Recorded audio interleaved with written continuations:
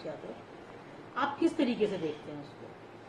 देखिए, ये निश्चित तौर से राजनीतिक दल अपने तरीके से अपना काम करते हैं, पर मैं समझता हूं कि जो दल सत्ता में रहे हैं उनको तो उनके लिए काम करना चाहिए था। जैसे हम लोग उत्तर प्रदेश में 30 साल से 32 साल से सत्ता में नहीं है कामना जी, तो अगर जो व्यक्ति सत्ता में नहीं रहा है वो साइकिल रैली करे या सम्मेलन करे या लोगों को जोड़ने की बात करे, क्योंकि हमने तो सत्ता में रहे नहीं उत्तर प्रदेश में, तो हम कभी एक शासन के माध्यम से या सहयोग के माध्यम से या उनका कुछ ऐसा काम करके, सार्वजनिक काम करके या व्यक्तिगत काम करके, कोई उनको ऐसा हम काम करके अपने साथ जोड़ नहीं पाए। तो स्वाभाविक है हम उसके लिए मुहिम चलाएंगे, यात्राएं निकालेंगे या उनसे इंटरेक्शन करेंगे, जैसे भी जो भी तरीका है राजनीतिक दलों में काम करने का। ये लोग तो सत्ता में रहे हुए लोग हैं, तो इनको तो जब सत्ता को इतने दिन तक सत्ता में रहे हैं आप लोग, उसके बाद भी अगर आप पिछड़ी जात को और अन्य जातियों को जोड़ नहीं पाए, तो इसका मतलब मैं समझता हूं कि ये जनता सब देख रही है और बहुत ही माइन्यूटली ऑब्जर्व कर रही है, एक एक चीज को ऑब्जर्व कर रही है कि हम इस गद्दी पर बैठ के भी अगर काम नहीं कर पाए और विपक्ष में हैं, तो हम फिर लोगों को लुभाने के लिए और लोगों को दिखाने के लिए चीजों को सामने लेकर आएंगे। तो जनता सब कुछ देख रही है। मैं समझता हूं कि इसका जो असर पड़ना चाहिए, जो इम्पैक्ट पड़ना चाहिए, वो बहुत ही मजबूती के साथ नहीं पड़ पाएगा। बहुत अखिलेश यादव की साइकिल यात्रा का कुछ प्रभाव पड़ेगा आपको लगता है? कोई फर्क नहीं, काम करना नहीं। देखिए, ऐसा है काम है, ठीक है, आप यात्राएं करिए, हम करना चाहिए और लगातार उस पर करते रहना चाहिए। यात्राएं करिए, उनके बीच में जाइए, उनको जोड़िए, पर शासन में रहते हुए जो दल शासन में रहा, ये लोग तो विगत अभी 5-6 साल 7 साल पहले तक लगातार शासन में रहे हैं, तो सरकार में रहते हुए अगर चीजों को आपने उनके को नहीं मदद किया, उनको नहीं जोड़ पाए, या पिछड़ी जात या अति पिछड़ी जात जो थी उसके लिए आप काम नहीं कर पाए, तो मैं समझता हूं कि ये आपके कार्य करने में कहीं न कहीं लोगों को खोट समझ में आएगा।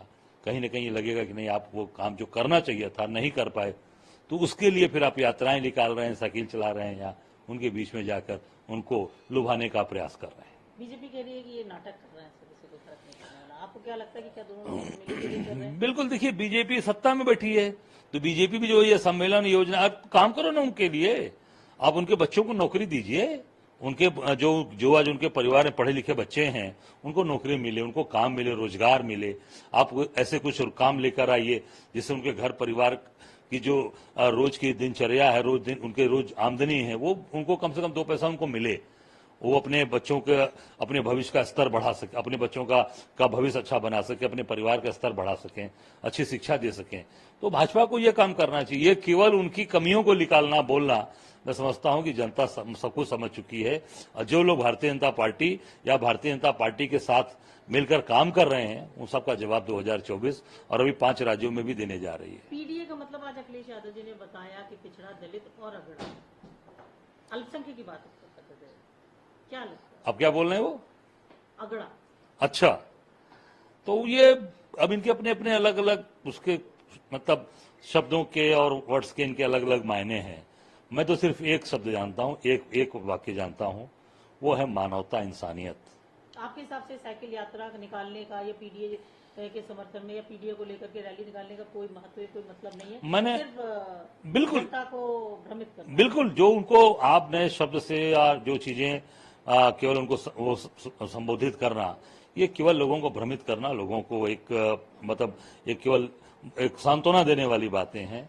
इंसान अगर कोई है, मैं एज ए प्रदेश अध्यक्ष के रूप में या एक जनप्रतिनिधि लगातार था या जनता की सेवा करता हूं, इंसानियत और मानवता सबसे बड़ी चीज है।